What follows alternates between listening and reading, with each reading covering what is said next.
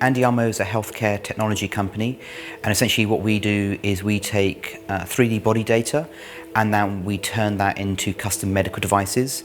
We specifically focus on children who have very complex healthcare needs and need things called orthoses. So these are external body braces and they're used to treat conditions like cerebral palsy, spina bifida and scoliosis. We focus more on the experience of the children when they come to Andiamo.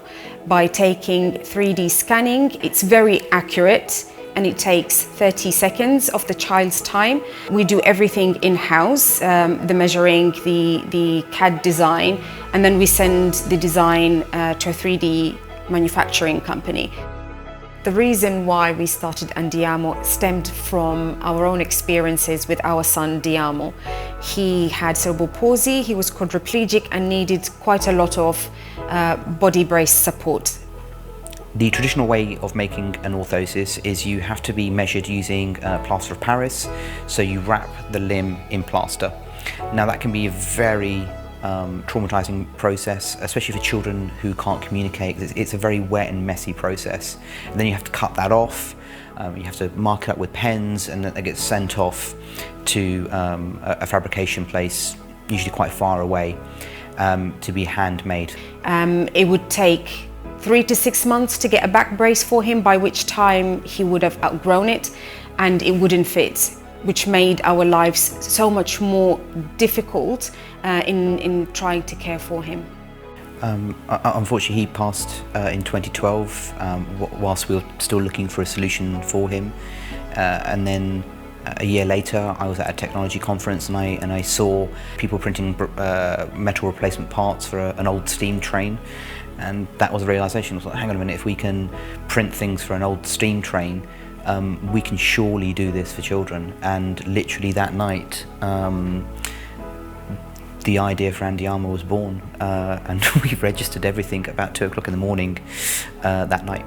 We knew that we couldn't do it ourselves. It's the first thing that I said to you when we talked about Andiamo and what it means, was neither you or me know anything about this. And we're going to need people who are much clever than us, who understand this area. We were introduced to Altair a few years ago because we understood the theory around digital twins, we understood the theory around simulations and the theory around FEA, and we knew it was all possible, but we hadn't really spoken to real experts. And we spoke to the engineering team at Altair, and within 5 minutes, they just got it.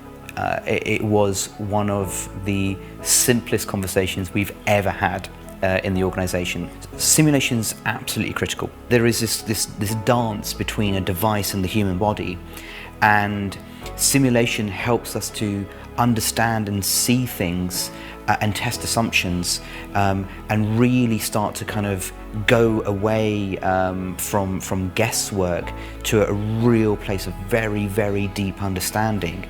Because once you've got that as a foundation, you start to be able to explore whole new potential ways of treating a condition, as well as finding new ways of improving that child's life and that entire family. We're dealing with remarkable children.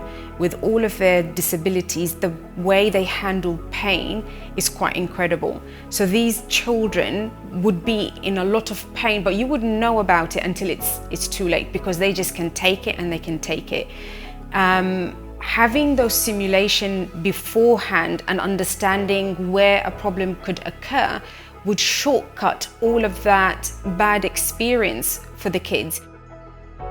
Recently we started to do prototype spinal bracing, and we made this for a young boy. We went to one of these post fittings to review it, and there was this huge bruise, and we were very distressed because we thought we had dealt with these types of issues.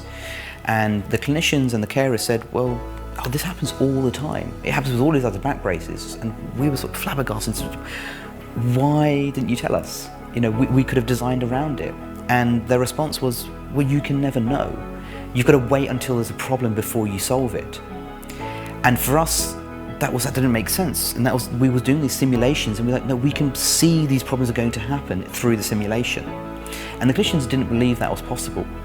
And slightly frustratingly, the simulations arrived a day after we saw him, and it perfectly predicted where that bruise was going to be.